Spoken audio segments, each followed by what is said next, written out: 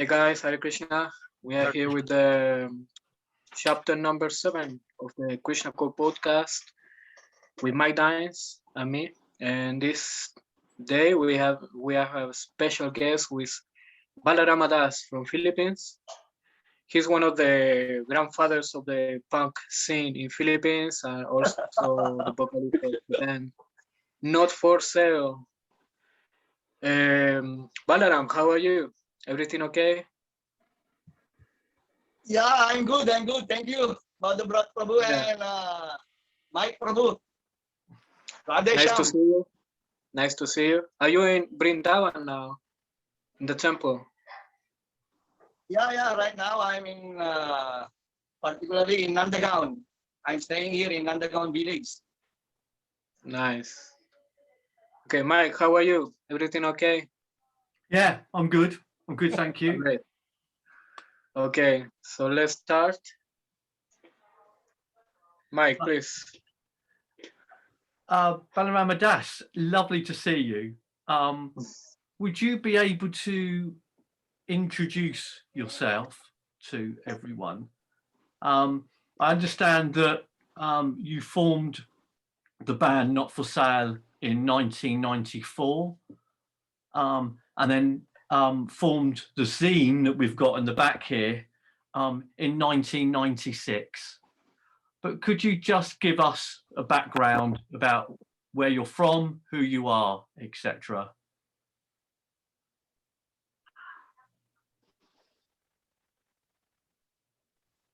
Okay, so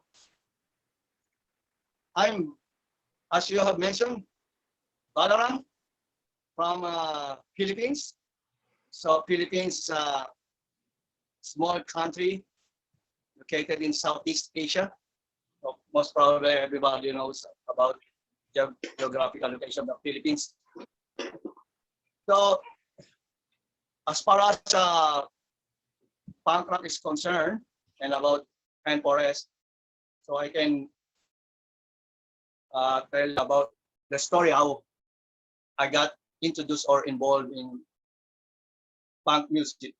So fortunately, I was lucky enough to be introduced to this type of music in my early stage.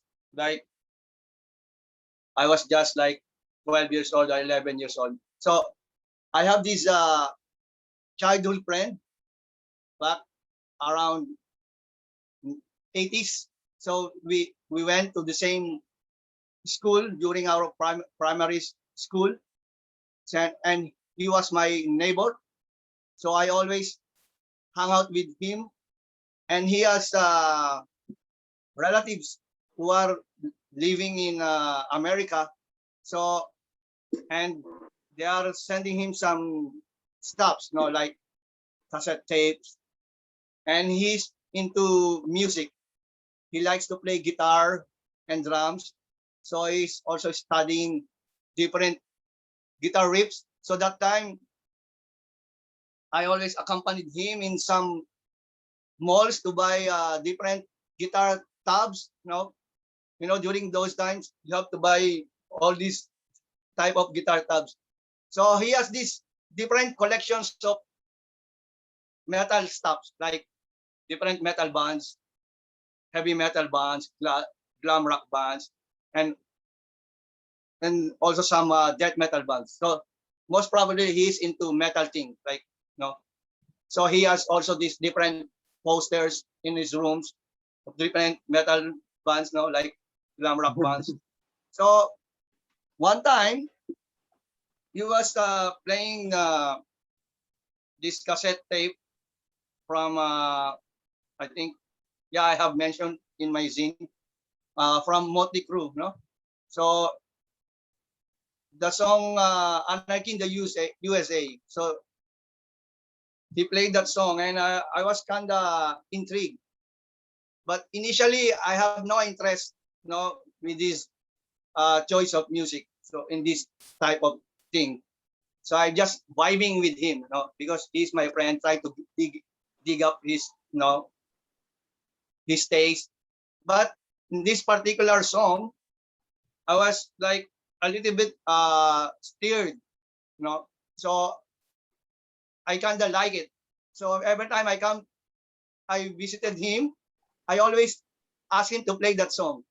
Then he told me he has another song like that with different band.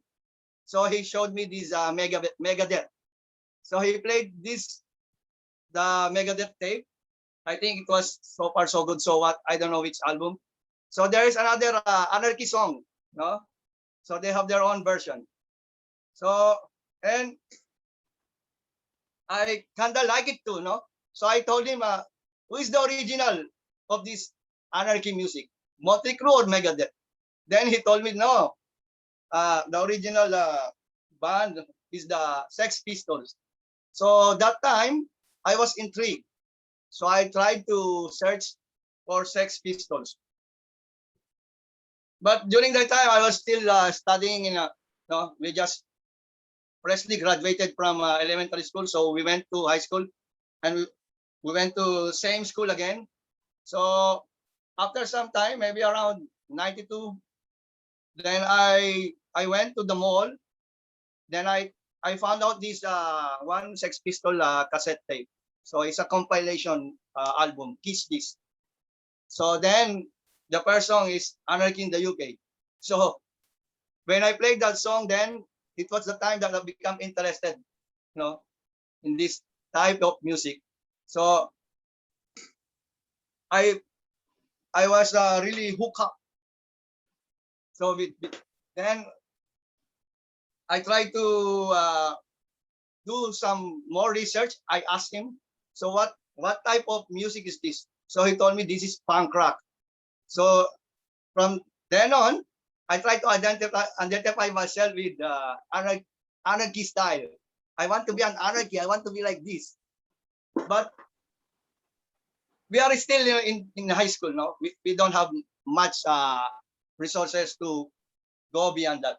So after that, I try to gradually try to accumulate some punk rock music that is similar to Sex Pistols, which is easily which I can easily find in malls, record malls. So then I got this Ramones compilation tape like Ramones Mania, The Class, and another similar things. So that was around from early 90s. Then my first gig that I attended, it was just organized in our neighborhood, you know, because during that time, most underground gigs in Philippines, they organize it in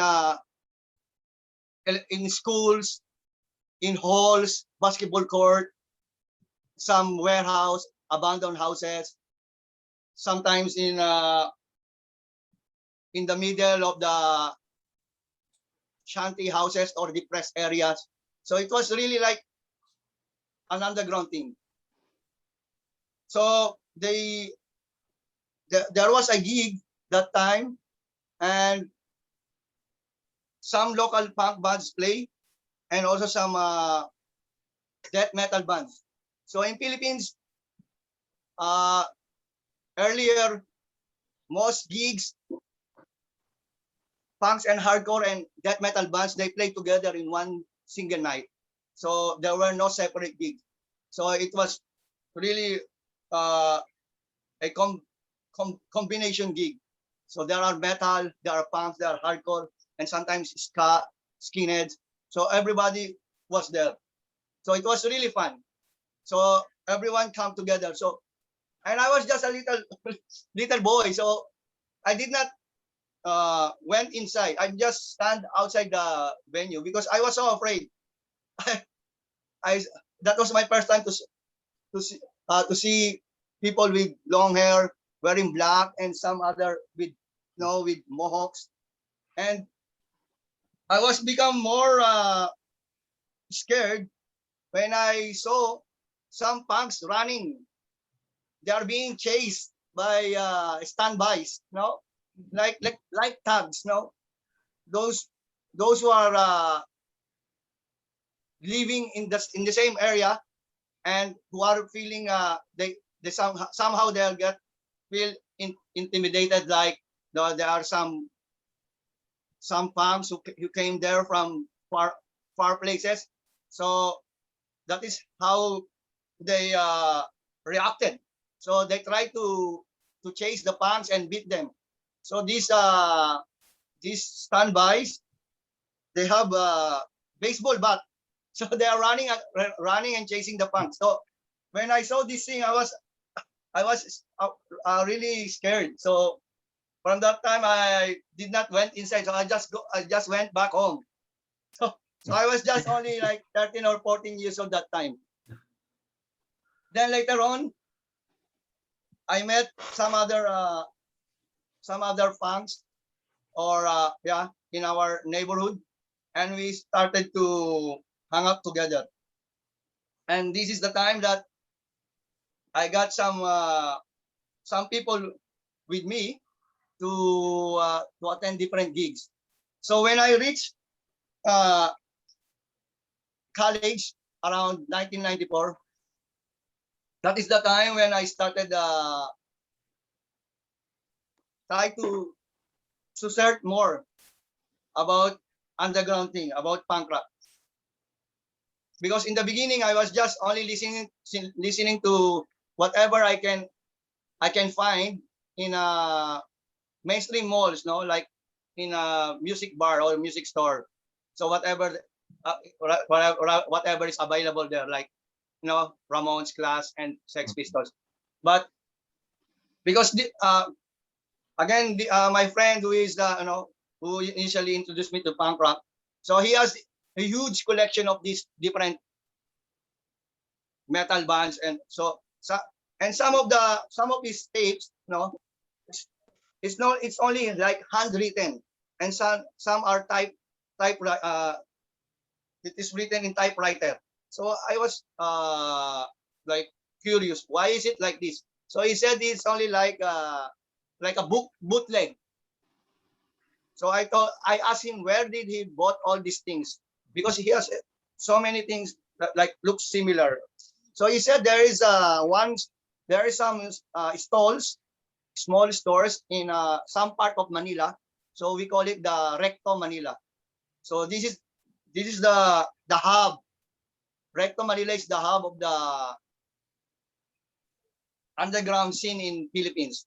If you want to find, or if you want to accumulate or buy some of the underground stuffs, you can get it from there.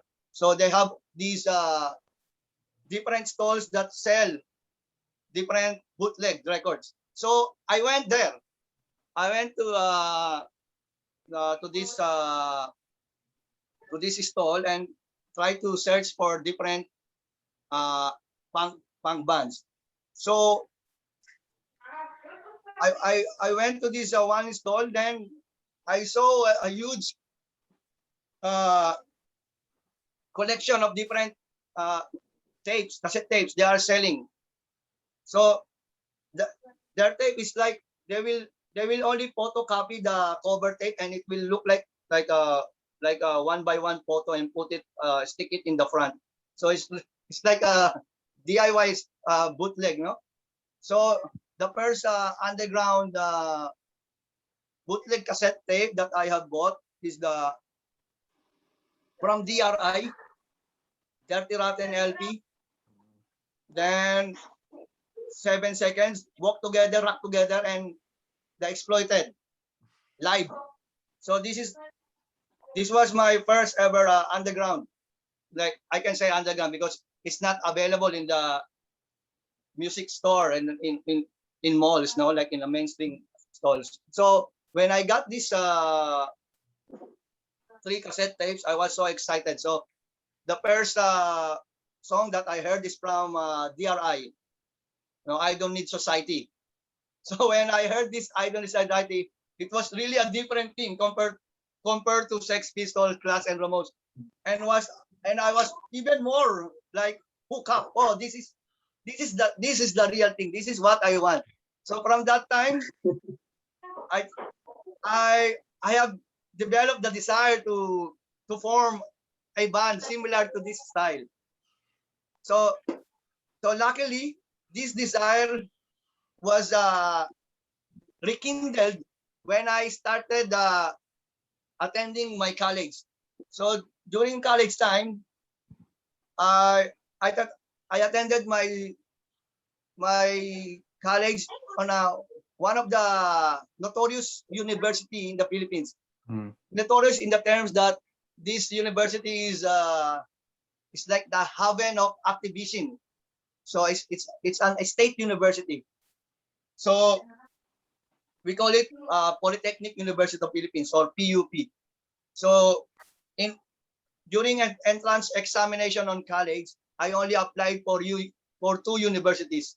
So University of the Philippines and this PUP, Polytechnic University of the Philippines. So these two universities are the coolest universities that time. It's like a punk school. Yeah. So all the hardcore activists are studying in this school. So it's like it's the school for the masses. So so in this school, they have this union, student union. So they have this one hall or one building they provided for students for different organization, student oriented organization like activist organizations.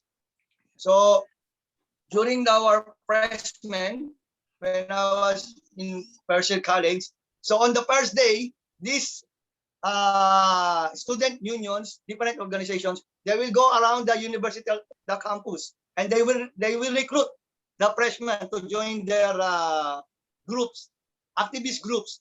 So there were three activists who came in our classroom, and they started introducing themselves, and they talk about the political system, government, and all this. And I was, oh, this is cool.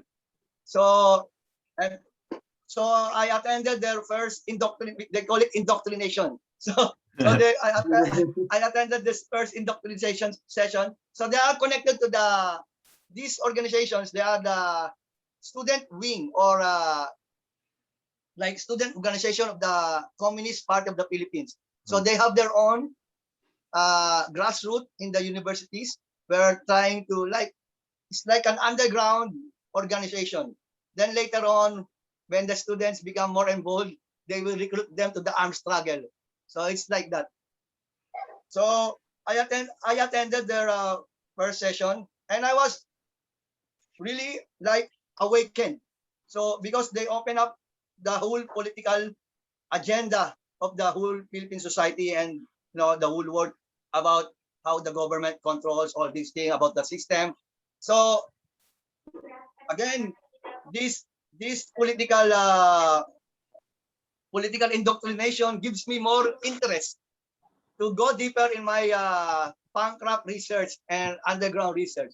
So it added more flavor. Then on the other hand, so aside from this organization, there was this another organization which is more focused on cultural thing. They are like cultural organization. They have arts, music, and theater. So, and when I saw their members are punk. Their members are also like metalheads, long hairs. Other are punk rockers. They wear DIY shirt. They make their own shirt and shoes. They have colorful shoes. They painted some political slogans in their shoes and shirt. So I was uh, become more attracted to them. So I thought, so I should better go to this group. So to give you an idea about this activist group in Philippines, the Communist Party were divided into two groups. They were split. There were two factions. They call it the RA, reaffirmist, and the other one is rejectionist, RJ. So reaffirmists, they are the one who first recruited me. So they all belong to this faction. So it means they are supporting the original founder of the Communist Party. And the second one, they are also adhering to the communist ideas, but they are breakaway groups. So what these factions, they are the RJs or rejectionists. So and this group that I was become more attracted, they belong to this group. So they call themselves as the Panday Pira group. So Panday Pira is like a local local hero, local warrior who fought against the invaders. So and at the same time, they are trying to nurture the and enrich Philippine culture through arts, music, and theater. So I immediately joined this group and tried to avoid the other group. But this other group, who were initially I was attending to, they try to visit my classroom every now and then because they might think that they could get me again, pull me back again to the group. But when they saw me that I already with the other group, so they at that time they stopped. So because they know that I already joined their counterpart. So so in this group, which is also into social political, like they are also connected to communist ideas like that, and they have these huge different bands, like local bands. So one and they organize one night. They have these they organize one festival. They call it Arts Night, and all the bands who are all those who have bands and the member of this group, they will be all playing in that musical night. So I told them that I have a band. So but I don't have band that time. So they listed my band. Then I started forming my band. So initially, we tried to play like total noise. That is in our initial 10 years of emperors, they consider us as tuneless, chaotic, anarcho noise punk, like that. Because there was really no pattern of chords, there was really no pattern of drums, and the singing is really out of tune, out of out of pattern. So that was our original type of style, like like 7 minutes of nausea, like sore throat, all these type of bands. So that was our first time that we played during the arts night in our organization. And from that time, I started attending more underground gigs because I was already in college. So I met more punks who are also attending gigs. And in our neighborhood, I also met some of the local punks in our area. They belong to this tribe. Now in Philippines, in 80s when the punk rock movement started, different punks group themselves and they call it tribes. Like from different areas, they will form a tribe. So punk group that time are known into tribes, like different tribes. So in my neighborhood, I wasn't aware that there were some tribes in my area. So when I met them, I was really so thrilled because these punks are really tough guys. So now I don't have to be worried every time I will attend gigs because these are really experienced punk rockers who have been into so many riots and troubles. So that time I hook up with them and start hanging out with them. So I started attending different types of gigs with that, and we have been involved into so many different riots, so many different, very chaotic conditions. It was really a wild gigs, because in Philippines in early days, the gigs are really being forced.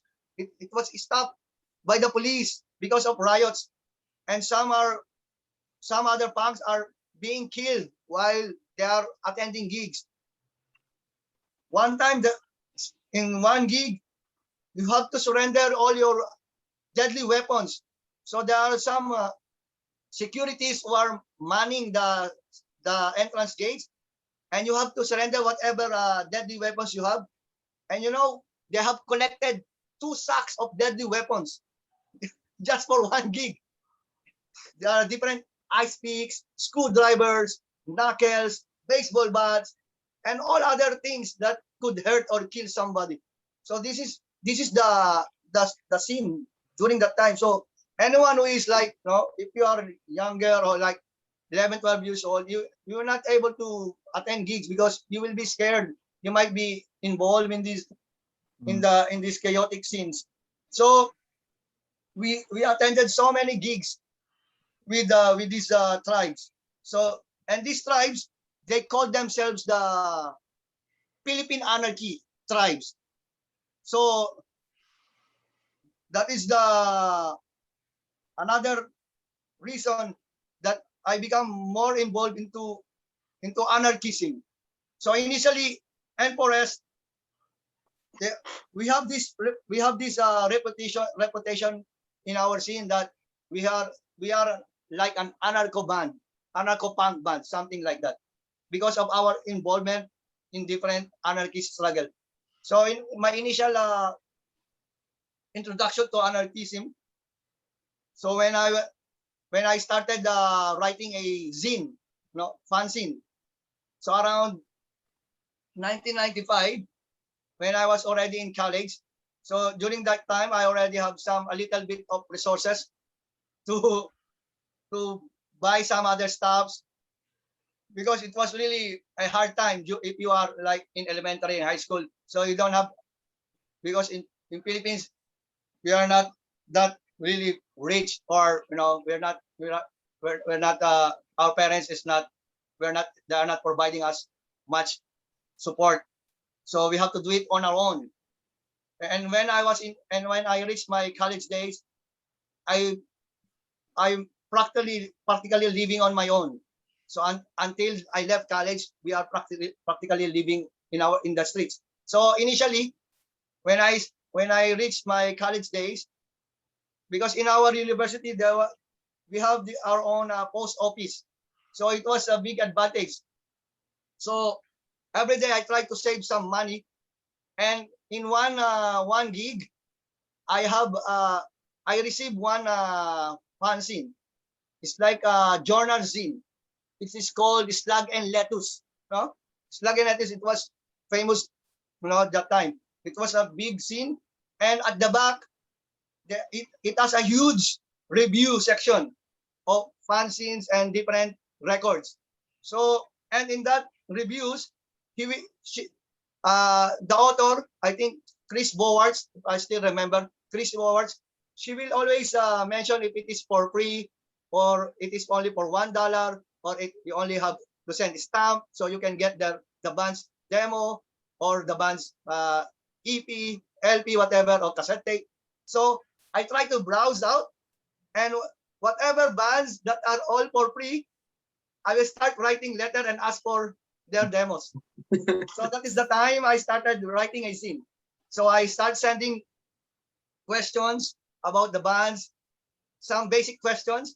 So every day I will go to post office and try to mail 3 to 5 letters. So for continuous months, I try to do this. And after a few months, I got my first response from different band from outside, and that is the start my start of my attraction to continue making zine, try to communicate outside. So along this correspondence and communication with other people outside, then I encountered many different punks who are involved in political struggles. So I received Propane Existence, Maximum Rock and Roll, and other stuff from Animal Liberation Front, Earth First, and other anarchy stuff. Like in UK, there was this Peace News. Then in Canada, there was this Adbusters. So from this time, I started to become more involved in direct action, because I was inspired by whatever I have, what is written in these zines. And then I start receiving different demos from different anarcho-punk bands.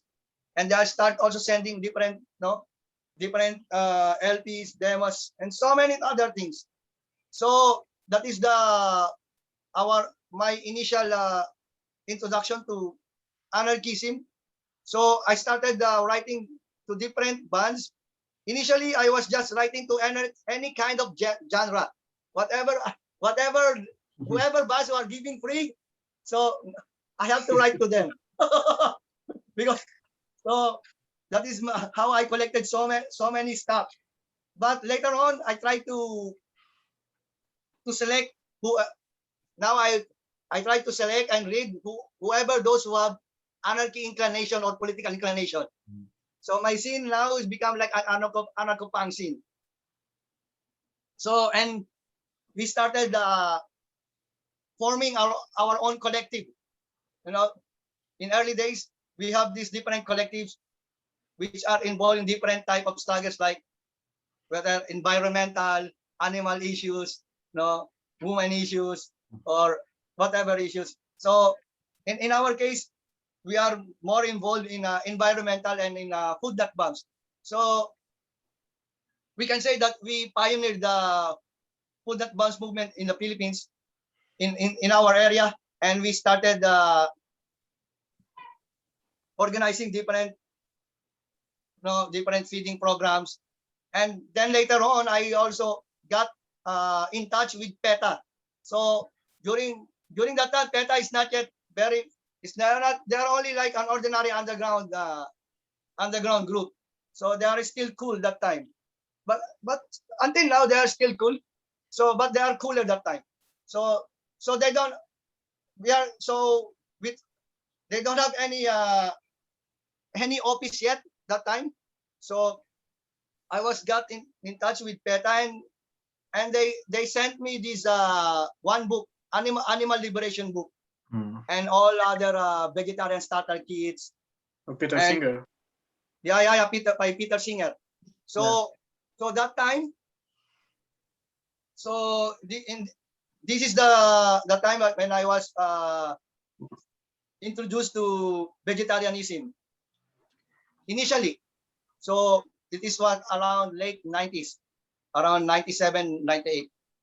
So we also got involved in disseminating information about animal rights, animal liberation. And the PETA, they even sent me different videos in VHS form. That year it was only in VHS. So Meet Your Meat video. So that was my first VHS video from PETA. So they sent me this video, Meet Your Meat. So whenever we go, we try to organize some film showing and try to show them this video about underground footage or in slaughterhouses showing animal cruelty. So we travel around Philippines. They even send me money to so we can travel around. So they send me a check. I try to encash it, and we use this to travel around Philippines and try to distribute this different information. So they send these so many stickers, these PETA stickers, small PETA stickers, and so many other pamphlets. So they are sending us this regularly. So whenever we go, we just distribute it to the punks, to the gigs, and other people in different festivals, and even ordinary people, students. So we try to stick up all these stickers, and then later on, the VHS was become obsolete. So now they start sending these DVD videos of chew on this. So the, that chew on the videos, they sent thousands of copies to us, free copies.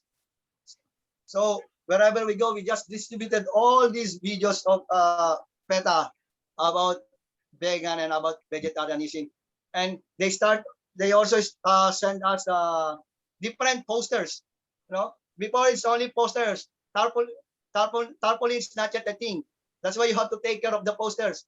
So when we stick it up, you have to put on the corner to protect it from being ripped off. Mm.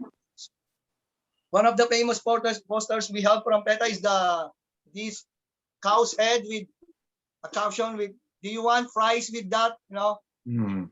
Yeah. So we always stick this wherever we go, especially in concerts. So we try to put up some tables, and some of the punks and hardcore, they are like mocking us and laughing with us. So because that time it's not animal issues and veganism, vegetarianism, it's not so big. It's like a foreign thing. It's like, for them is considered it impossible in Philippine setting. So these hardcore kids, they are and another punk old school part, they are just laughing. So but now it was, everybody is now like, Yeah. everybody is posting all their food with vegan title, even vegan rice, vegan water, so whatsoever.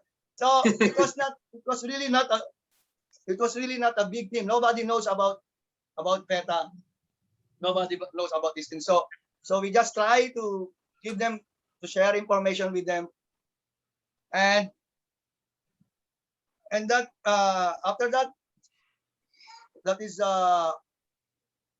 our initial journey to punk and anarchism. So N4S, the first 10 years of N4S, we are, everyone knows that we are like an anarcho noise punk band.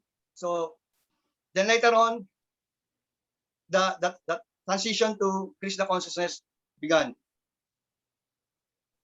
I hope I have covered some of the things. Yeah. Yeah, you've covered it. Thank you. That's good. It's really useful. Amazing story. Amazing story, and to see how things change in the time, because yeah, it's hard. Even now, everyone in the park hardcore scene is like vegetarian, vegan, almost everyone, and many of them are also drug free. You know, there's like a refuse of the drugs, and also but yeah, you being a anarcho punk scene, having your band, we know that your journey in the Krishna consciousness started in the late 90s, the time that you met some devotees. Could you tell us something about it, like how it started and about the process of Krishna consciousness? Okay. So in Philippines, we have this scene in the early 80s. We call it the Brave New World scene. And they have documented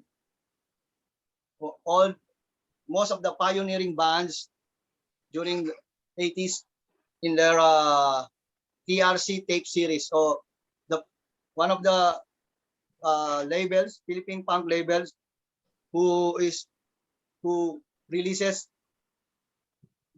the pioneering bands, we call it the TRC, Twisted Red Cross. So they have this tape series which documented, which probably the best documentary of the Philippine punk scene around the 80s. So, and we have this band, we call it the Woods, no? So most you might already knew it. Yeah. So in the punks consider them as they describe them as a charismatic punk. That's how there was no Krishnacore term that time, even spiritual punk or Krishna punk. So they just give them the term charismatic punk. I wasn't really attracted initially because I was skeptical about religious things. No,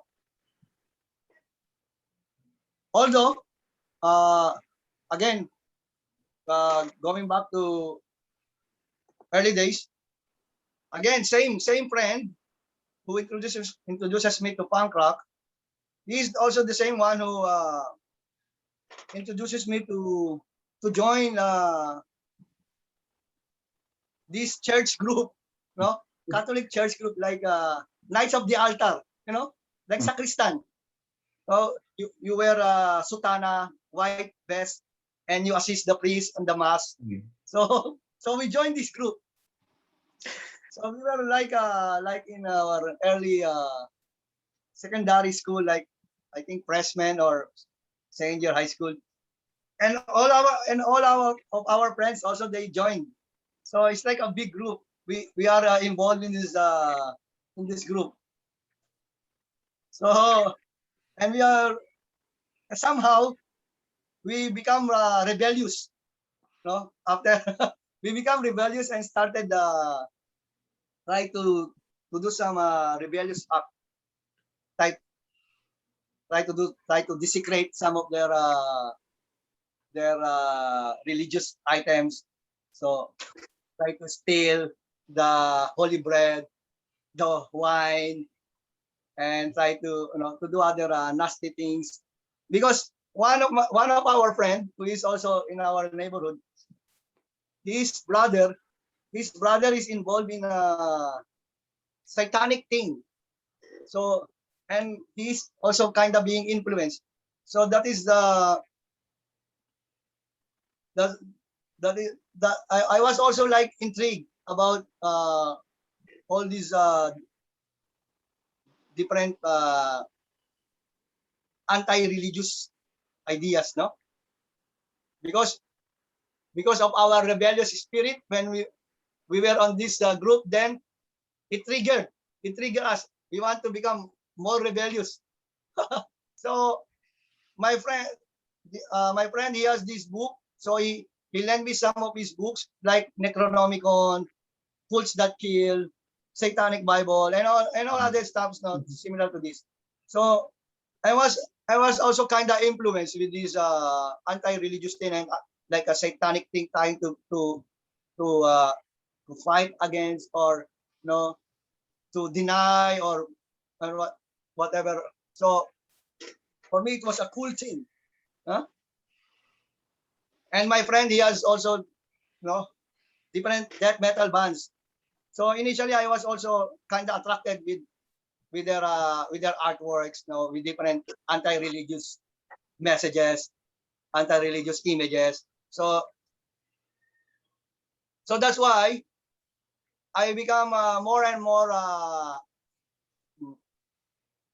I drifted away to religious stuffs.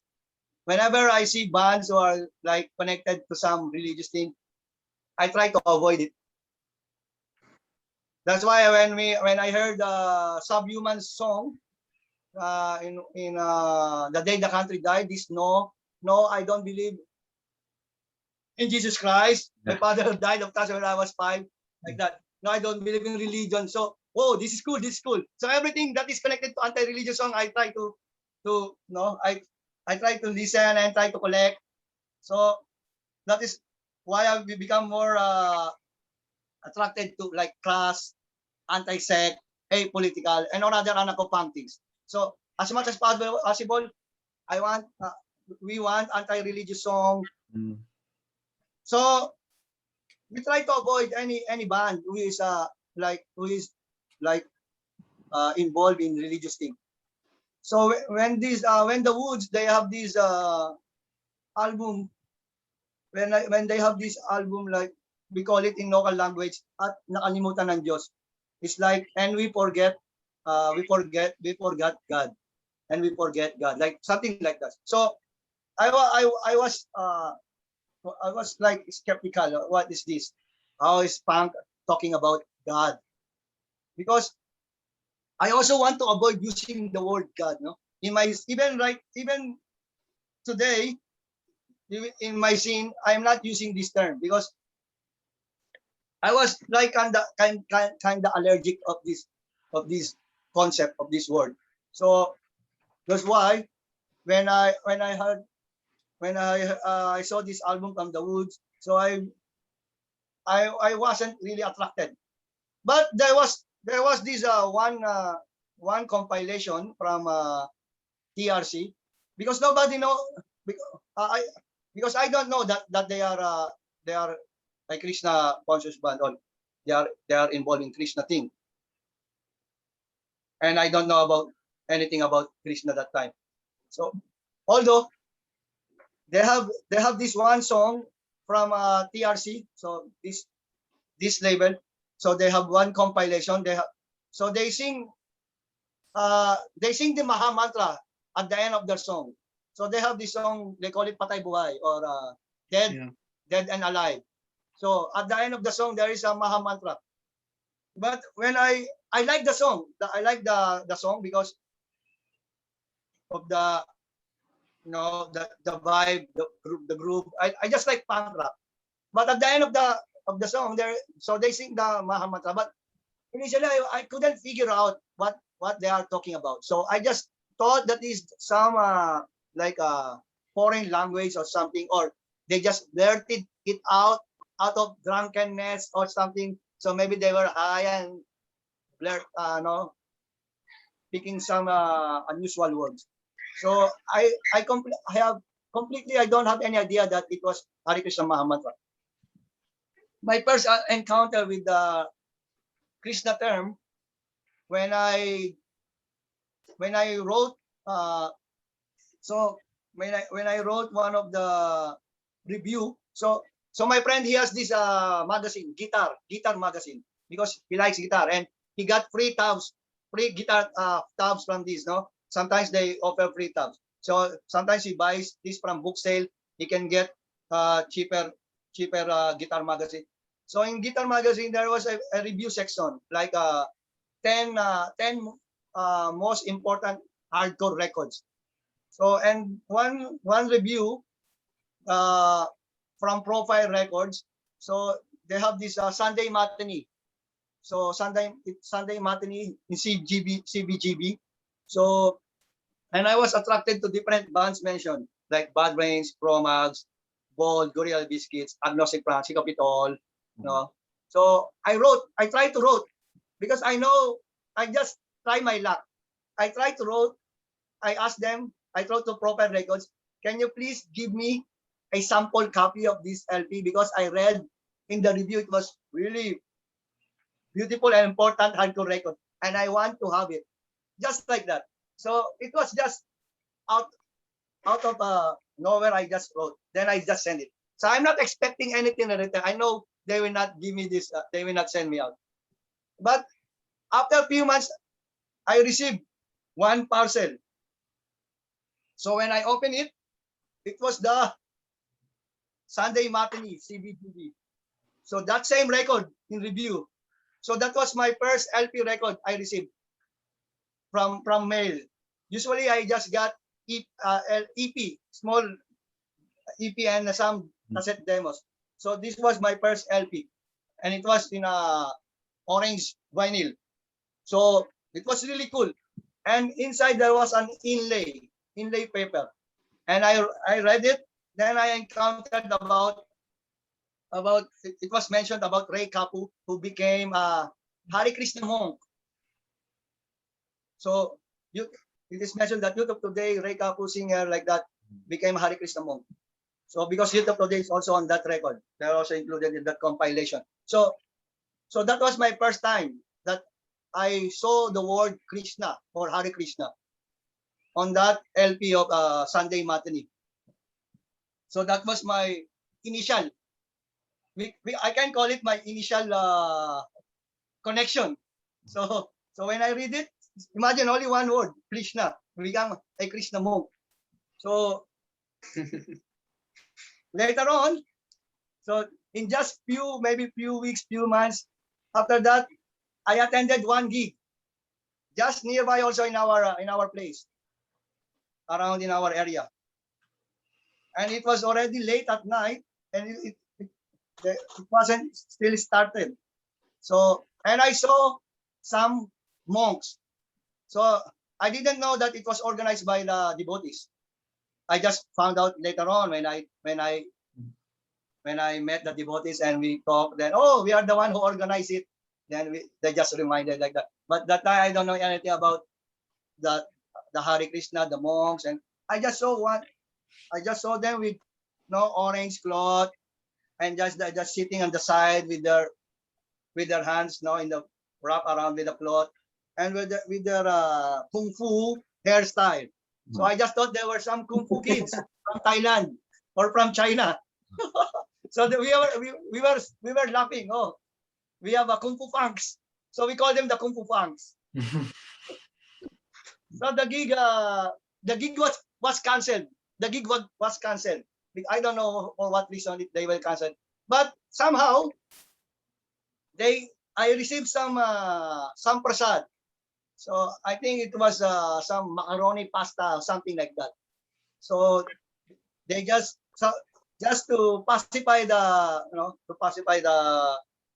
attendees. So they just give them try to give them some prasad or feed them because they have waited for so many hours and suddenly they will cancel it. So that was my first time to have a taste of prasad. So that was around, I think, 96, 97, like that. 96, maybe. So, and later on again, they organized another gig. So this time, this is a real gig. Bands played. And again, they have prepared more prasadam. They have veggie burger and they have pasta. You can have a one plate of pasta and one burger. So now I have full dose of prasad. So, and they organize more gigs, and they also handed out some flyers. So that is my first encounter with we can say ISKCON. So because it was organized by the ISKCON people. So I saw these flyers, but I don't take it seriously. I just read it. It's what they have basic information about who am I, about the soul, then about their founder, about Prabhupada. So I got a little bit of information. Then, so you can see,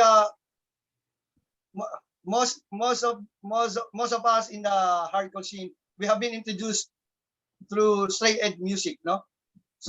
Most of us, like, we were introduced in Krishnacore because of the straight edge bands.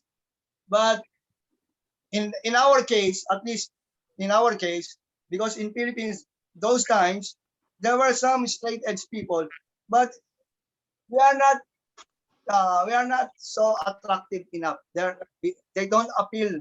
They don't have any impact on us. At least in my part, because maybe most probably because they don't like take it seriously. Like some bands, they will play songs from Earth Crisis and they are drinking and they are eating meat. So that's why we don't take it seriously. We don't take these people seriously. And one time there were this big straight edge band. They have big straight edge tattoo on their back. But after breaking up with their partners, they erase the tattoo and start drinking. So we are not attracted. And they are trying to discredit us because we are like the wasted people that time.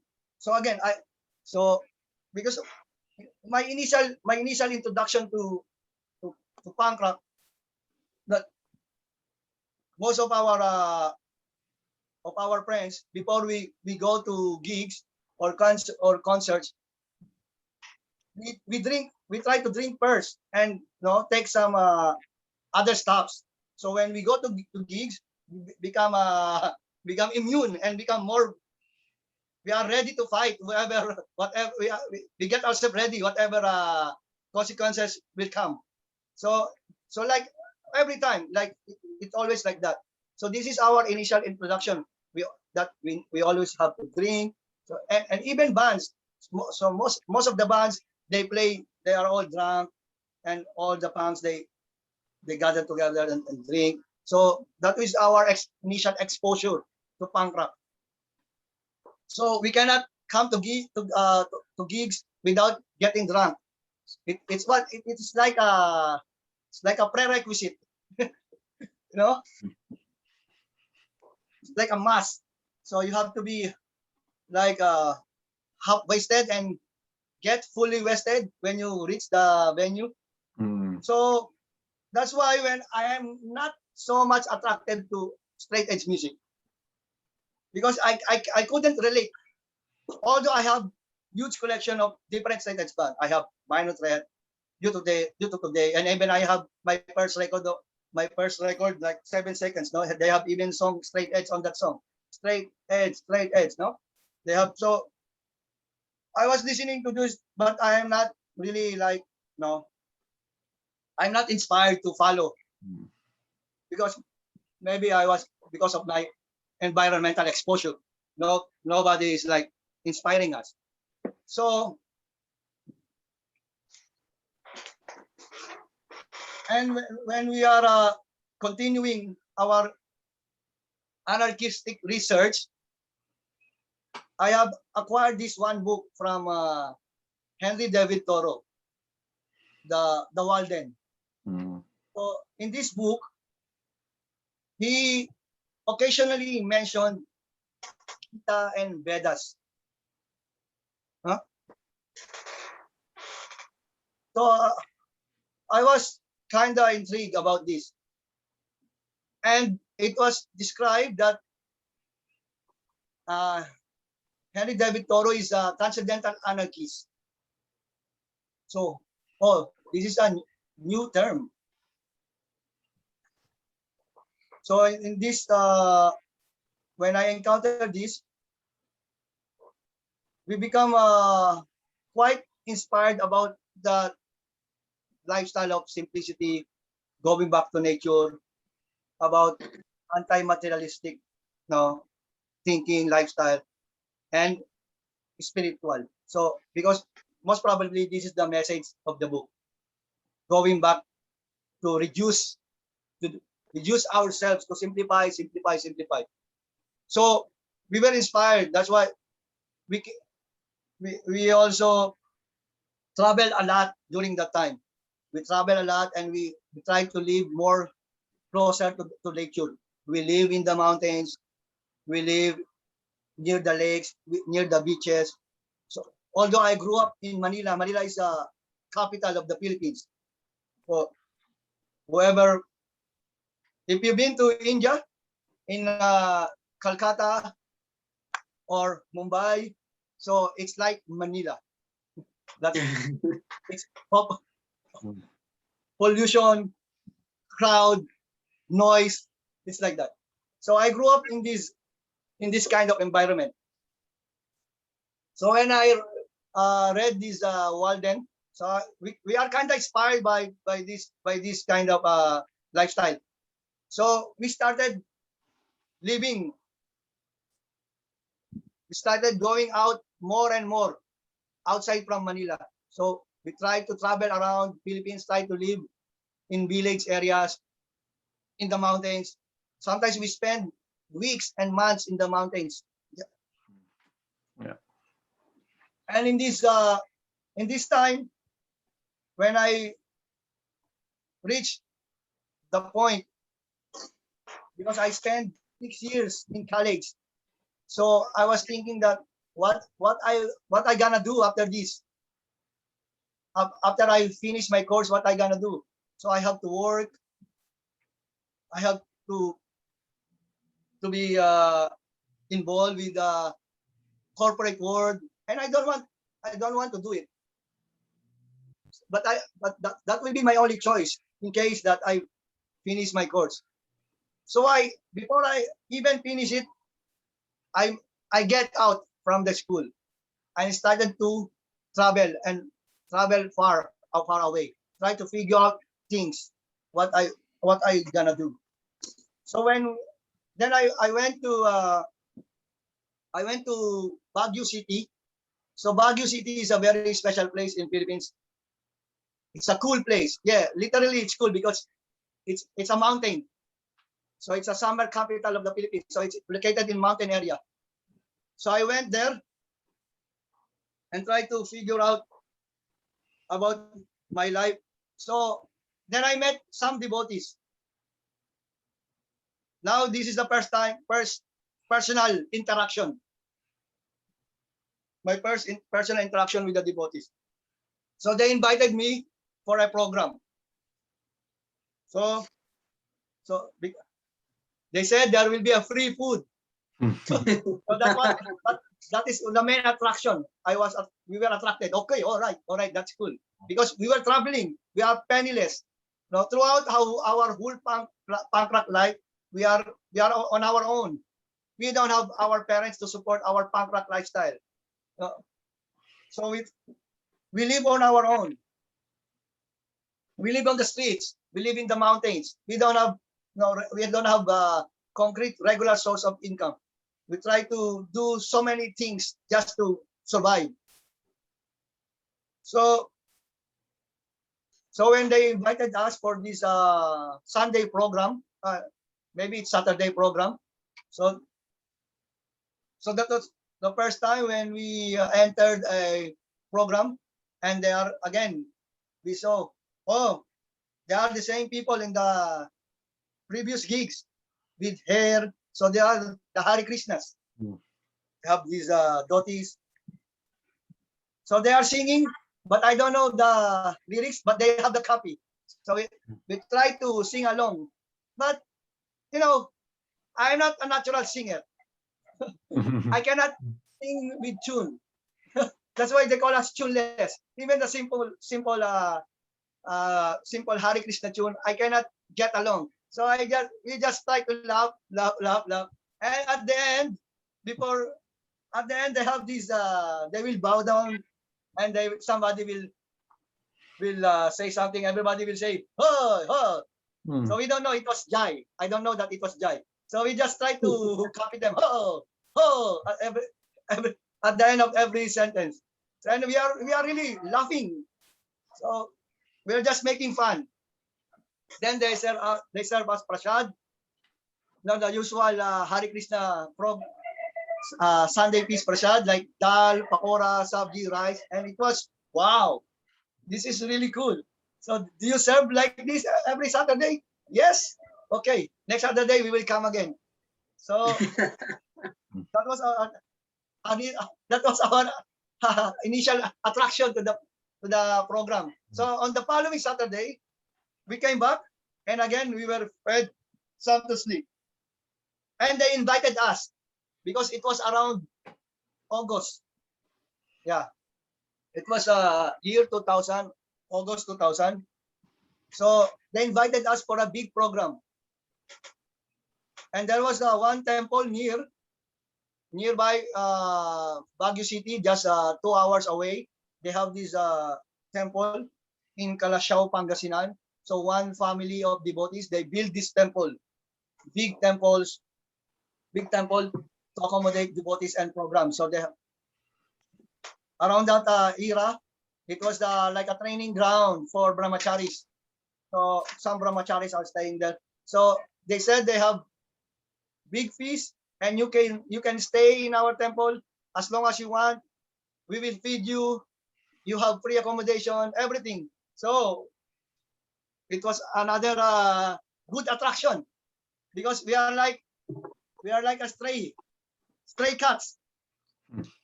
We are nomad, nowhere to go. So we don't know where to go.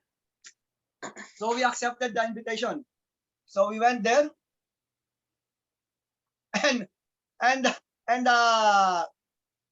the devotee in charge, they thought that we come there to surrender. So we only went there for the festival.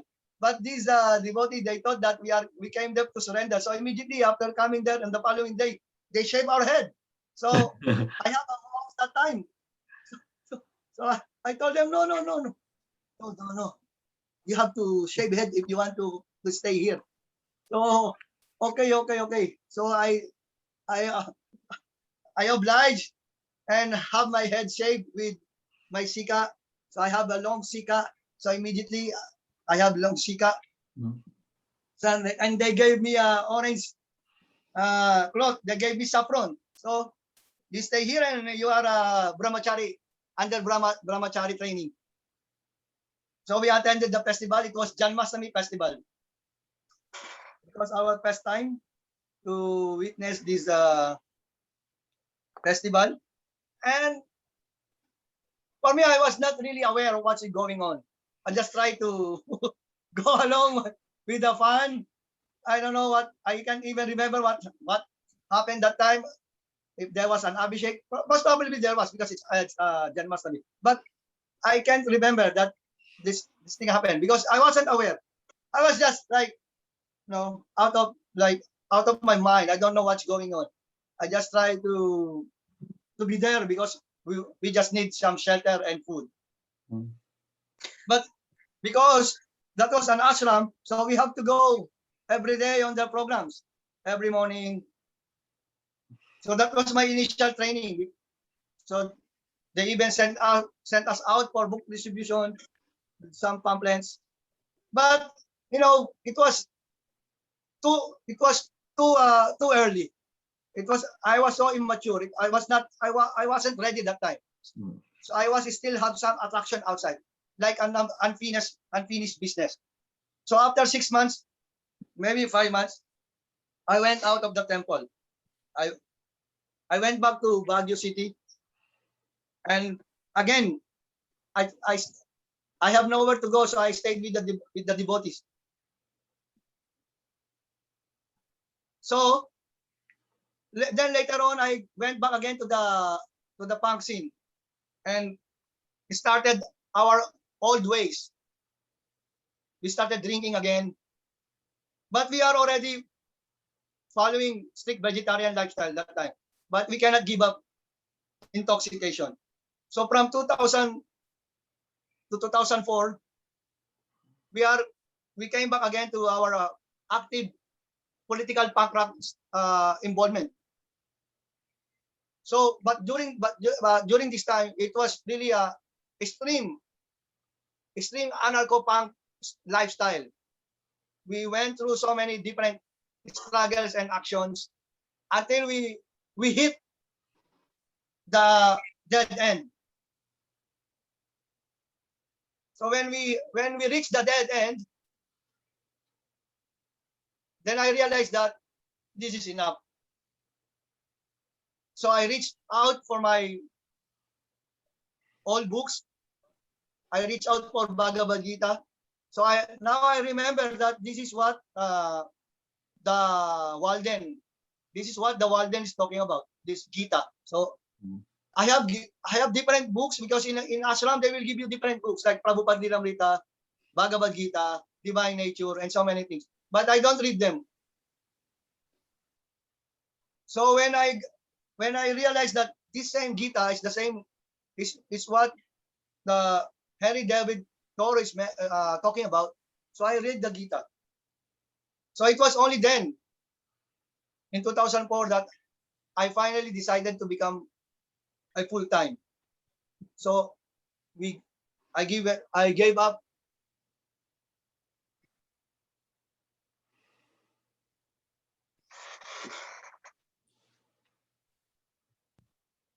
So I gave up everything. I moved away from everything. I moved away from my friends, from my bandmates. So I just went to Baguio City and I started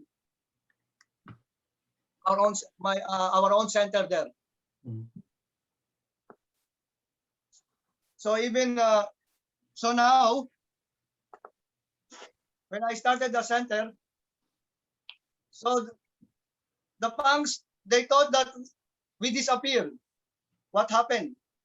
They don't know where to find us. To find us. But when there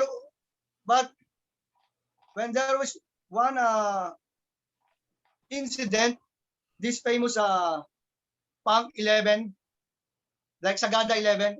So internationally, they were known as Sagada 11.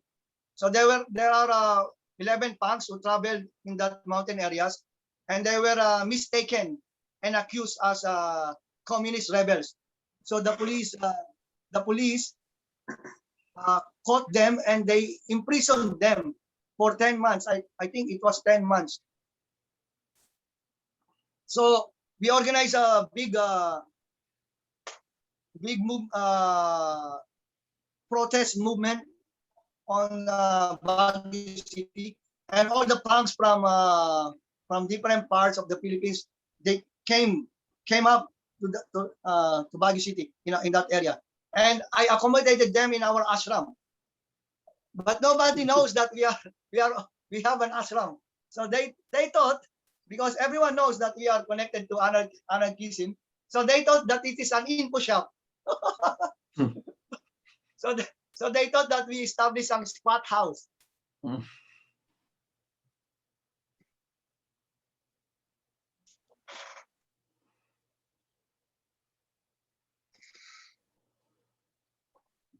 It's back.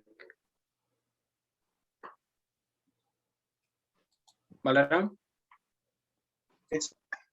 Yeah. Yeah. So because previously we are also living in some squats. So the punks, when they reach my place, so it was already dark. So nobody knows what it is all about. So they just slept. But on the following morning, I have to wake up early for the Mangala Arti, because we are doing, like a temple style on our own. We have our own center, but we are trying to follow this temple program. So early morning, we took bath. Then I asked all the punks to wake up, to take bath, and so they don't know what's going on. Some of them, they still have hangover. Why? Just wake up, do something. So most of them, they just woke up, but some of them, they tried to take bath, but it was really cold because it was a mountain area, like 16 degrees, 17, 18 degrees. And early in the morning, it's like,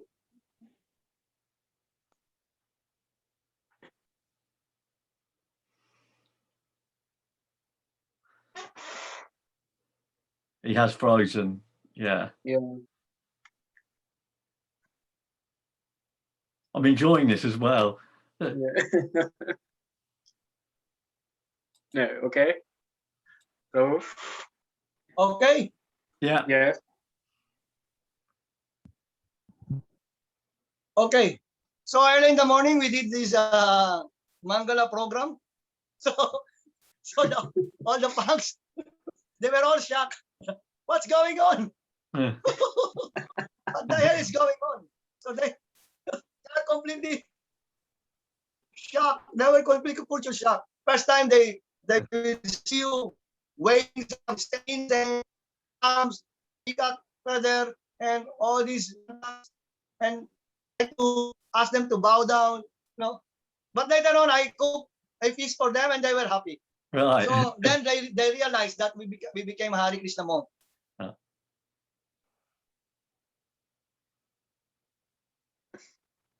It's frozen again. Yeah.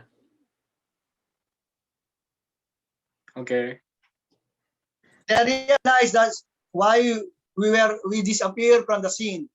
So now they have figured out that we went to Baguio City, started our own spiritual center or ashram. So during the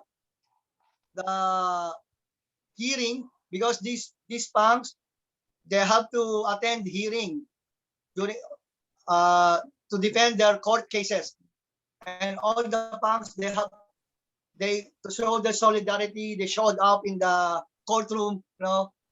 So we try to accommodate them. They stayed in our ashram, so we feed them for longer period of time. Some of them stayed for months, and some of them stayed for good. Some of them, so most of these punks somehow became a devotees. Some are already initiated, some are already full-time in the temples. So it was really a phenomenal thing. No, nobody knows that because of just attending for the protest movement, most of them will be hooked up. So somehow, indirectly,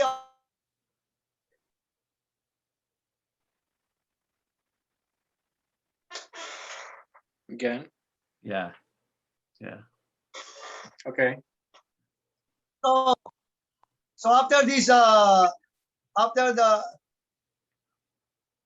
this Baguio thing, after this protest, everybody went back to their places and they spread out the news that we became Hare Krishna devotees. And so those who are like somehow we directly or indirectly inspired during our anarchist period, some of them, they also try to follow this another path that we embrace. So we can say directly and indirectly, most fans who became devotees at this time or those times were somehow were influenced by by these things. So then we become more and active. So after this, I started traveling.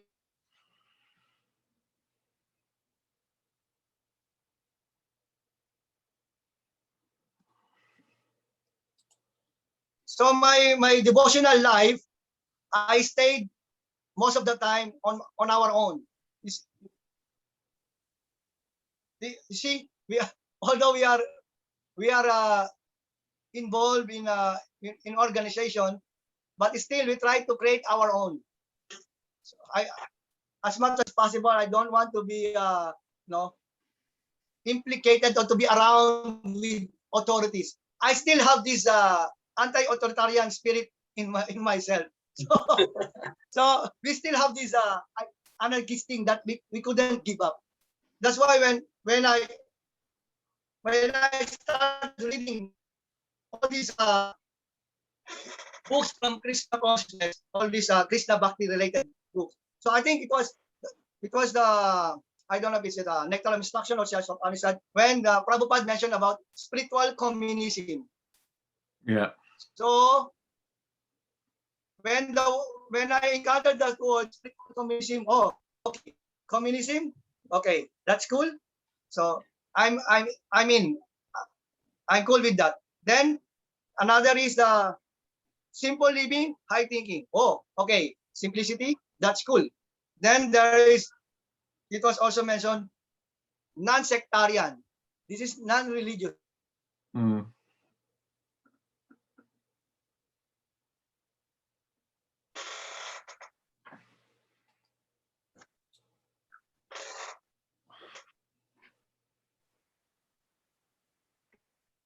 Okay. Are we? Yeah. Yeah. You're okay. It's okay. Yes. Yeah. Okay. So when it was mentioned in some part that it is non-sectarian, it's not religious. Oh, okay, I'm okay with that. So then the other thing is that we are not. The basic thing is that we are not Christian, we are not Muslim, we are not Hindu, we are not Buddhist. Oh, so this is not religion. So that's why. So I'm so very careful of all this stuff, no, because I don't want to embrace any religious thing, and I don't want to be involved in any like like like the worship of some god or something. The main attraction is I read somewhere maybe in Bhagavatam that it is mentioned that in Vrindavan the resident there, they don't consider Krishna as God. They just love Krishna. Mm. This is and this statement that makes me convinced that, okay, I will take this Krishna consciousness, because Krishna, you can consider him as not God. Yeah. Because this movement is not a religious movement. It's non-sectarian.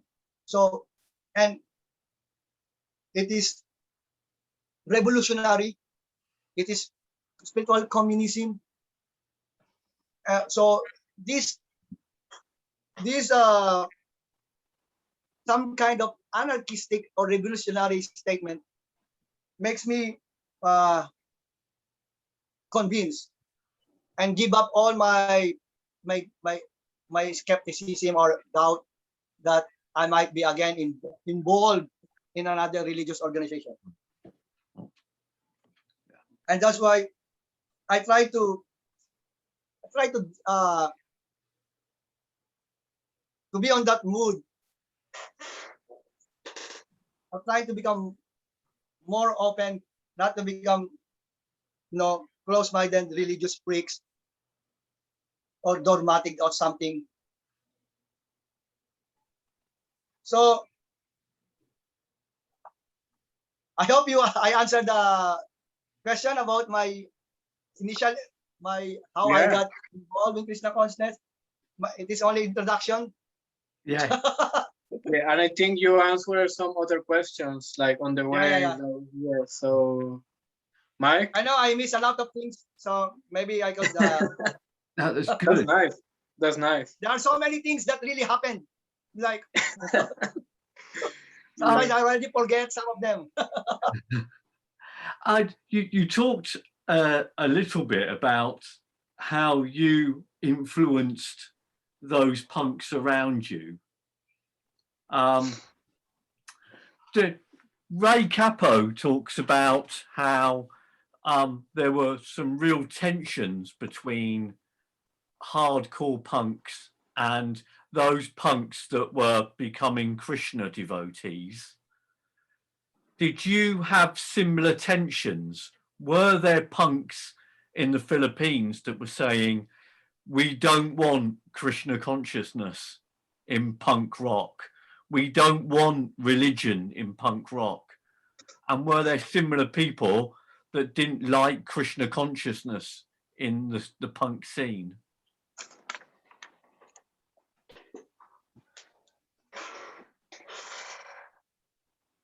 Yeah, of course,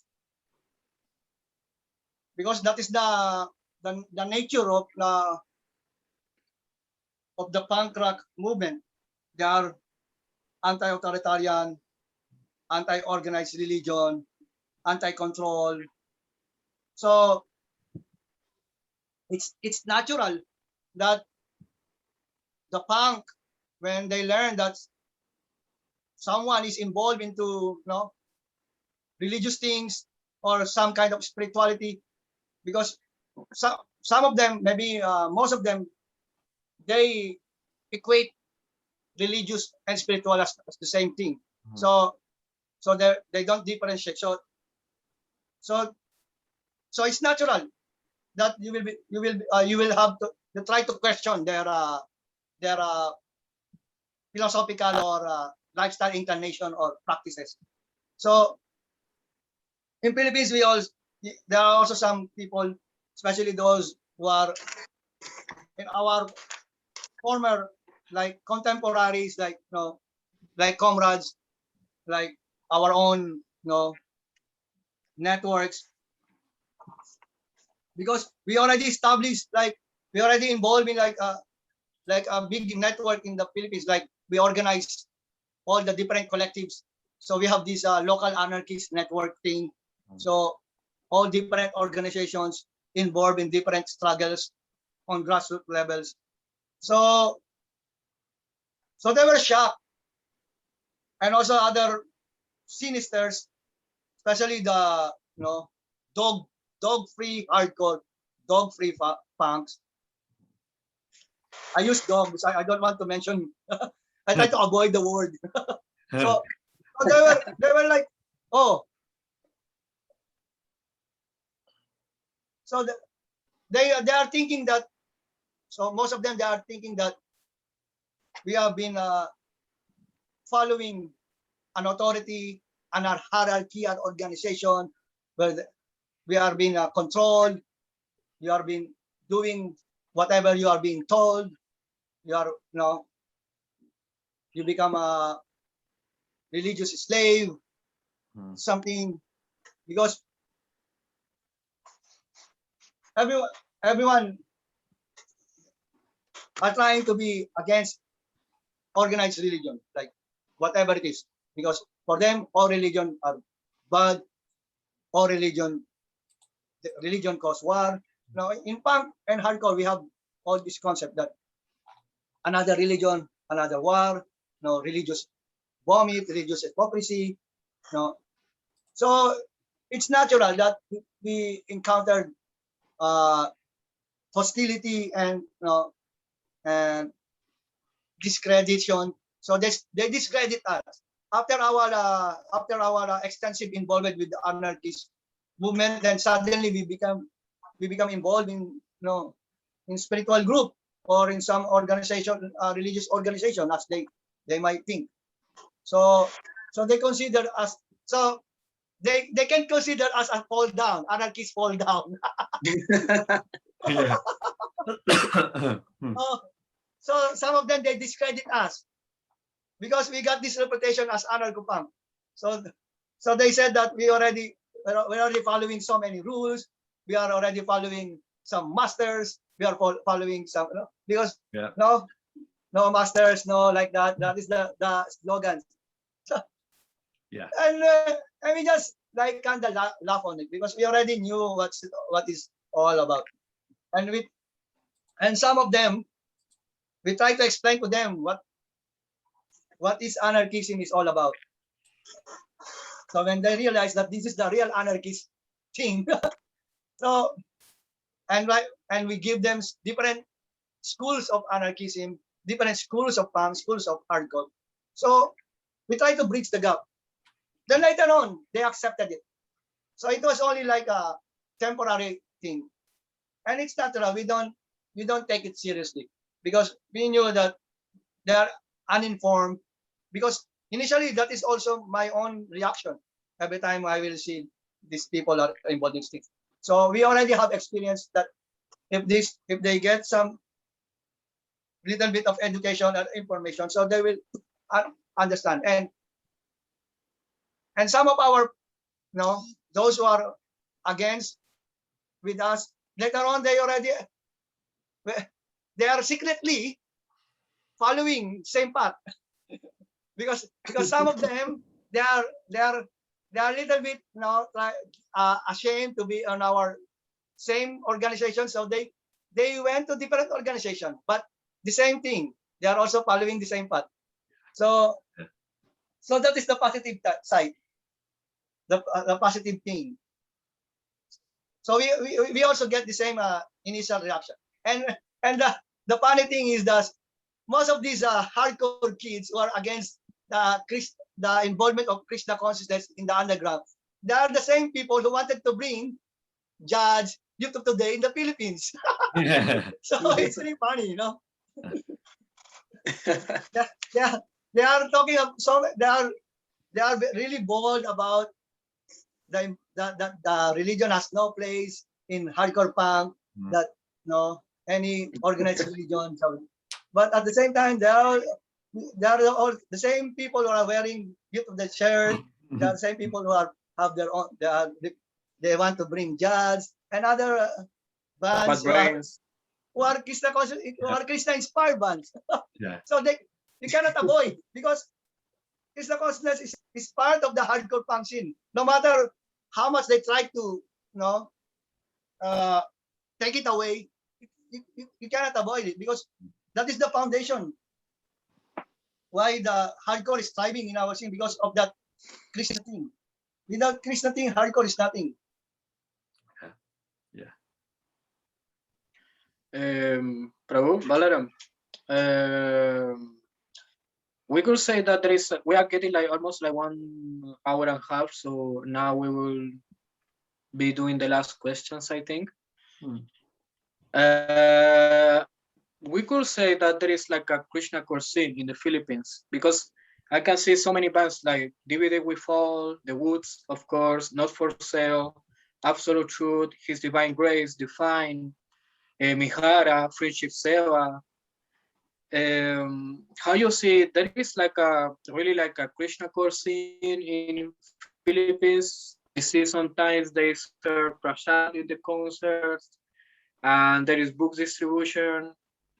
We used to see that there's some respect for the devotees in the gigs, in the concerts, and all. Yeah, How I you think see we this? can, yeah, I think technically we can consider there is a Krishnacore scene even before. We just some of them just they just don't know it that it is existing. Some they don't know the term, but with the recent, because of the introduction of the Krishnacore term, then we can consider there is a Krishnacore scene because even before, you know, in the early 90s, they are already the devotees they are already organizing gigs. They are already distributing prasad in the concerts, in the venues. They are displaying books, distributing pamphlets, and sometimes they are also doing kirtan even before the gig start. So this is a really a unique thing. So you can see in underground gigs, so many punks there were all mostly drunks. Then there will be some kirtan. So I might say that there is a Krishnacore scene, but it's not really at this moment. It's not big because they are still struggling and thriving, and bands and a lot of devotees they are organizing so many other things. So in concert that we will also see, we will always see them punks and hardcore with neck beads, sporting different Krishnacore bands, and they are active. And there are also some, and there and sometimes there are some gigs which is Krishna inspired. Some Krishna conscious gig titles, posters, because in Philippines most gigs it is known by the titles. So people will talk about gigs according to the title of the gigs, like Brave New World, Hardcore Aggression, Punk Against Drugs. Yeah. So, and sometimes devotees they will organize gigs like this. They will feature some devotional images on the posters, and they will put different Krishna inspired bands. Because even before, even in the 80s, there are already some bands who have devotee members, like Disease, Woods. Some of the members that they're all devotees. So Yeah. yeah, we can say there is a Krishnacore scene. Yeah. I used to speak sometimes with Krishna Das, with Prema Kichor, with Yeah. Manohara. He will be soon in the podcast also. In the Yes. podcast, Manohar Das. Yeah. Yeah. He has a new band, Goshala. Yes. Yeah. They are recently formed in America.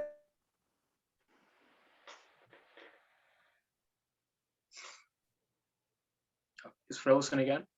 And again, yeah. Okay. So when you come to a gig in a simple hardcore gig in Philippines, you will always see devotees around there. Devotees, hardcore punks, they will always be around. So it's already part of the scene. Devotees True. in the Philippines, they have been in our scene long time ago, and they are involved deeply in the scene. They organize so many things. They write scenes. They organize concert. They do different activities.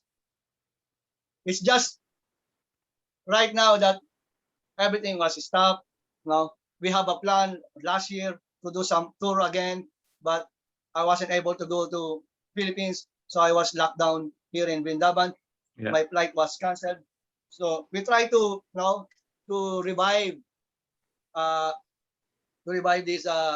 this spirit, because even before when we shifted, from being anarcho-punk on the first 10 years of our existence, so we started to identify ourselves as Krishna band. So now we are becoming more bold about our involvement, especially when we finally decided to give up everything, to try to practice it. So this, at that moment, we try to reintroduce ourselves as a Krishna inspired group. So somehow this in this way we try to create some little scene or some cruise, whatever how we're gonna call it. And in every part of the Philippines, scattered everywhere, you will always find some hardcore punks who are devotees. They are everywhere. And hopefully, when everything open up, we try to, to do some tour around and try to inspire everyone, because that, that is our main thing. We always try to serve and try to do, because this my involvement with the activist group inspired me to always try to serve and do something for the masses or other people. So in this way, we always in this kind of spirit try to share our ideas, to share our life, discuss. We have organized so many open discussions, conventions to inspire people, and that is our main goal as a group, whether to inspire 1 or 100. Important thing there is, because somehow or other there are always some individuals who are not just come to gig or whatever festival or whatever uh, happenings. They don't just come there to drink or to just listen to the music. They are also searching for something, and we are looking for these people. So if we can inspire just one soul, then that will be a great success for us, a great satisfaction. If we can try to positively inspire some of these souls around us. Hopefully, uh, this year if everything comes back again, so we try to do some tour and to try to be more actively involved, punk wise. But most of the time, I will just stay here in Vrindavan and just do my own service here. Yeah. I'd like to just ask you one final question for me.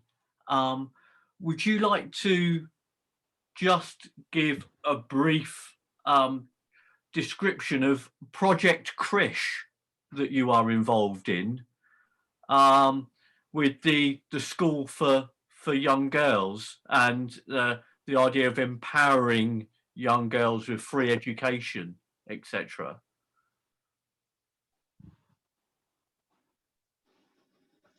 Yes. So after spending maybe 10 years of being actively involved in Krishna consciousness from 2004 to 15, so I was traveling around Philippines doing Sankirtan thing, like book distribution, organizing programs, house programs, school programs, cooking demos, inspiring devotees, guiding devotees. So when I first visited Vrindavan in 2010, that was my first time I came here. So I was really attracted to this place, that I immediately desired to be here every year.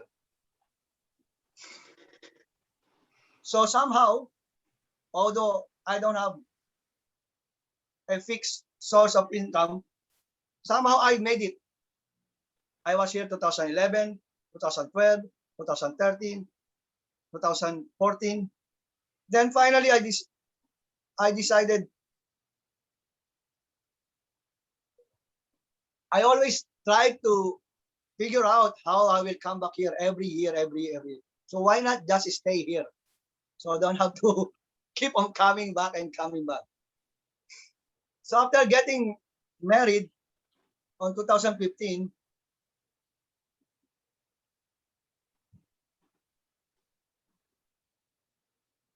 we don't know what to do because I wasn't directly involved in the outside world. Mhm.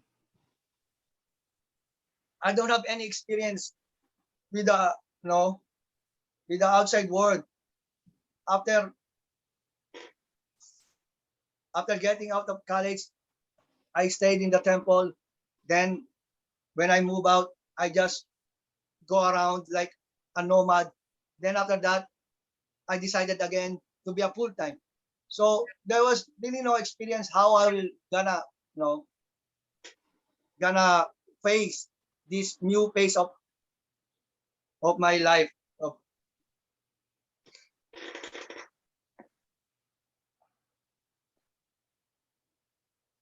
It's frozen again. Yeah.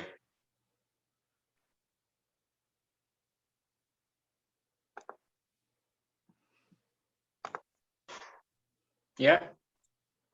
Okay. You can Okay, continue. so when I got married on 2015, in 2016, me and my wife, we decided first to come to Bindaban before deciding anything else. Because even her, she don't know, she doesn't have any experience outside. She was a full-time devotee. Her family is a devotee, so she was a devotee since birth. So she also don't have any experience in the outside world, and there was no facility in the Philippines where they can cater devotees who are entering married life. No, so most of them they have to go back to the outside world and work in corporate offices, corporate world, whatever. But because of my anarchist inclination, I don't want to be a part of this. I don't want to work with them. So that's why. So 2016 we came here, and we don't know what to do. But somehow, after 6 months, somehow I met the director of this school. So he posted something on Facebook that they are looking for someone who can take care of their social media thing. And actually, they don't mention about the job description.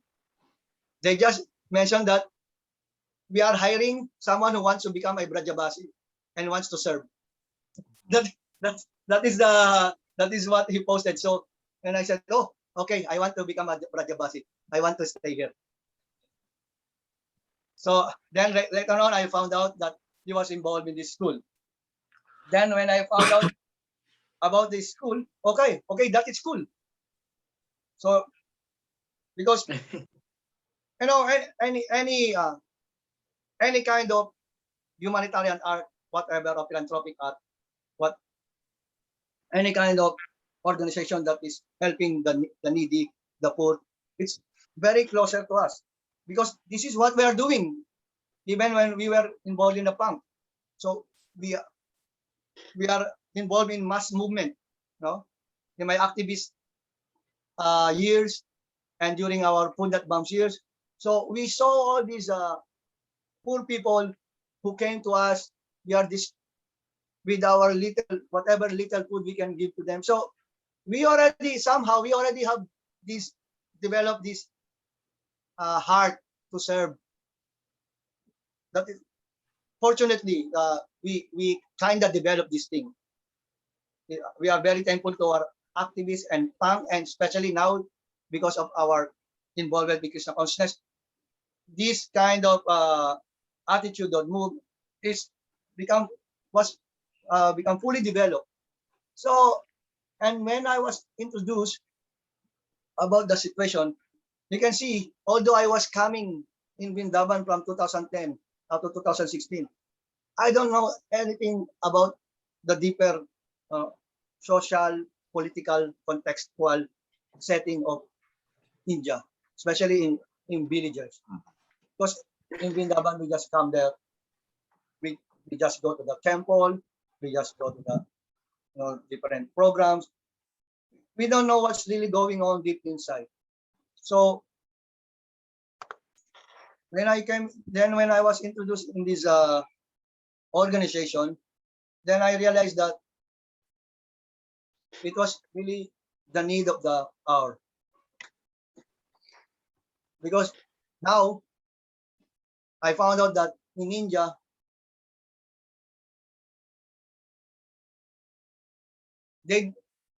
parents they don't want to have a girl child. Most parents they want boy. They even banned the ultrasound to identify if the baby inside the womb is either girl or boy. So you see, the government even banned this thing because once they found out that the mother is carrying a girl, immediately they will abort it. So it was not allowed. But of course, the system is corrupt. They will still somehow try to bribe the doctors or any clinics to identify. So they're always eager to find out. They have this kind of mentality. They want boy, they want boy. In some families, because of this, they have 11 girls and one boy, the youngest. It means they keep on trying.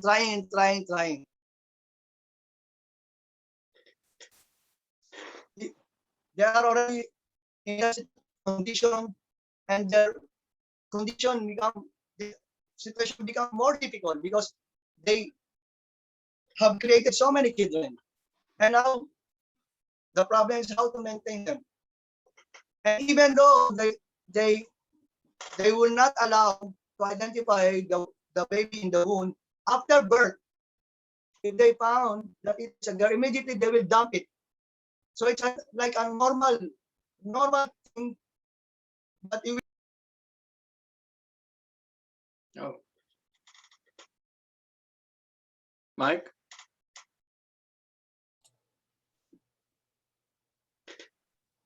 Okay, hang on. he must come in again. Yeah, it's going.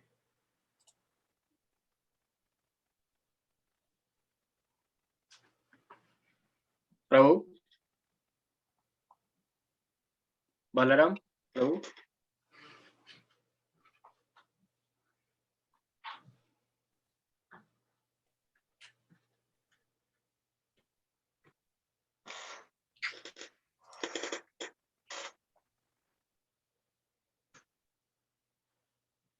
Oh, has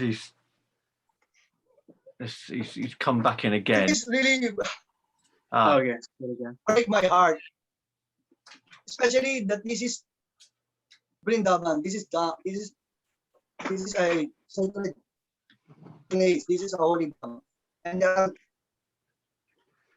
doing this kind of thing. So,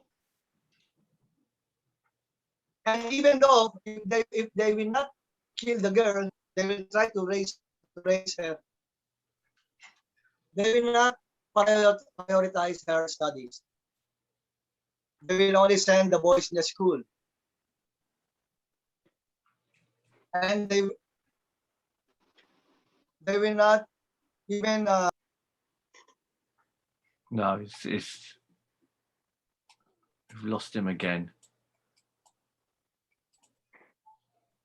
Here again. are we okay? Okay. You back? I can hear you, but I can't see you. It It's might be. okay. Yes. Yeah, Yes. yeah. There's no video. No, No don't video. worry about the video. It's probably better if you don't have the video on. Yeah. Okay. Can I continue? Yes. Yeah, sure. Okay. So the parents, they don't even Oh.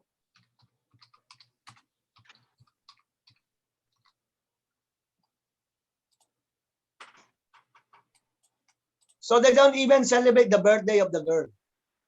So when I started collecting information profiles of our students, when I asked them about the date of birth, they don't know.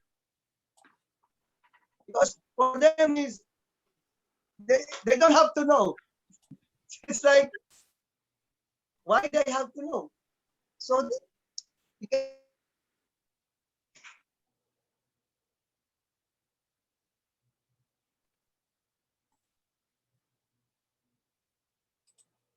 so initially, most of them, they don't know their birthdays. So we have to ask the parents. And even the parents, they don't know. They have to give us the other card to look out the date of birth. So initially, the case is like that. They don't give importance to the girl child. That's why you see there are so many organizations, NGOs in India, that are establishing girl child school. Because this is the cases. This is the case in most villages in India. Yeah. They treat the girl or woman as Oh, again. He's gone. For those that are listening to this, I'm just going to share. we have problem. Yeah, you're back. I'm gonna. Can you hear me? Continue. Yeah, yes. Raul? Yes, yes. Okay. I'm going to share my screen just to show people something. Okay. So you can see that. So this is what Balarama Das is talking about Project Krish, which is a charity that's in India to support girl child education, to support. Yes, yes. So if you're listening to this and you can see this, so please come and support this. It's a great cause, and as Balarama Das is saying, he's involved in this particular charity. So basically, this is a school for the girls. So we provided them free education, we give them food, free food every day, free uniforms, supplies like bags, notebooks, pens, and we give them skill training, embroidery, drawing, martial arts, music lessons, how to play musical instruments, and so many other things. And most especially, we give them spiritual knowledge.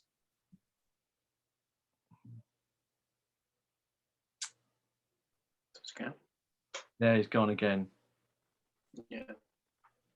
Or I can just say, we just try to remind them because they are more spiritually knowledgeable than us. So, yeah, that is their natural, Right. Thank you. Yeah. So, Madhu, would you like to say the final question? The last.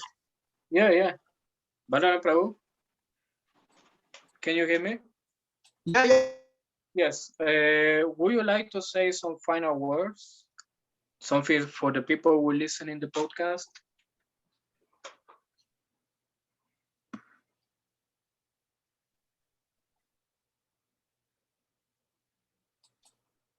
Are you there? Yeah, Yeah. yeah. We can hear you.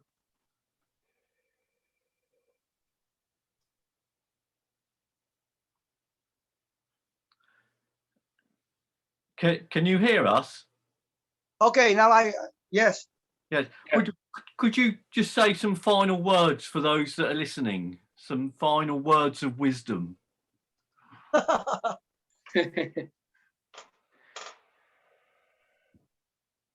Just try to do whatever. Oh, again.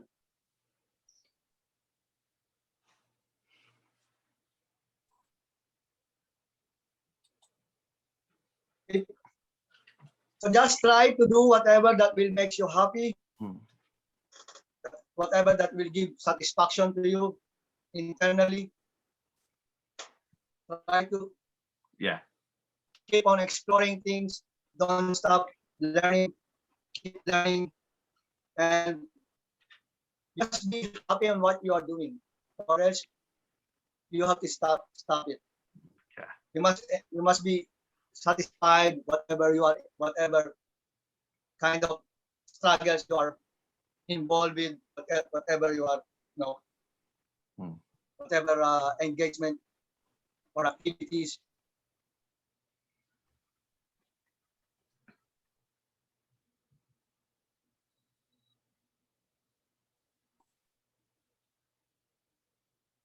Because what is life? Life is a continuous exploration. Don't just stick up one thing. You have to keep on evolving and evolving, because there are so unlimited ways, so many things out there that is still unknown to us. Yeah. So just try to be yourself, and always try to serve others, and dedicate, That was good. Yeah. because we get satisfaction on the service of others. So try to lose yourself in the service of others, especially in this age where people are just focusing on themselves. If you focus on yourself, on just trying to satisfy or gratify yourself, that is not right. But if you lose yourself on the service of others, that is the time when you start living. That is the time when you start making progress. Okay, so I think that's it. If we have time, maybe next time. Yeah. Prabhu? He's gone again. Yeah. Ooh. So that's all for tonight. Okay. I might said so many things, but I know I also forgot so many things. We should do this again. It was perfect. Yeah, It was perfect. brilliant. Yeah. It was nice to see you also, to talk Thank to you you. so much. Thank you To so know much. about your journey, your experience in the Krishna consciousness, in the punk scene of Philippines. Brilliant. Yeah. You are doing great. So amazing, inspiring also.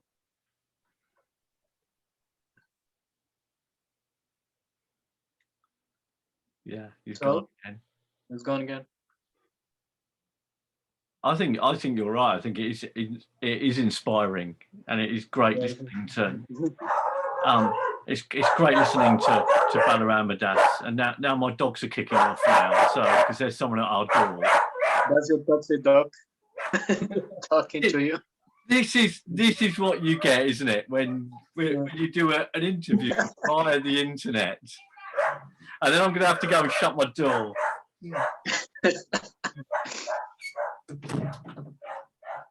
Okay.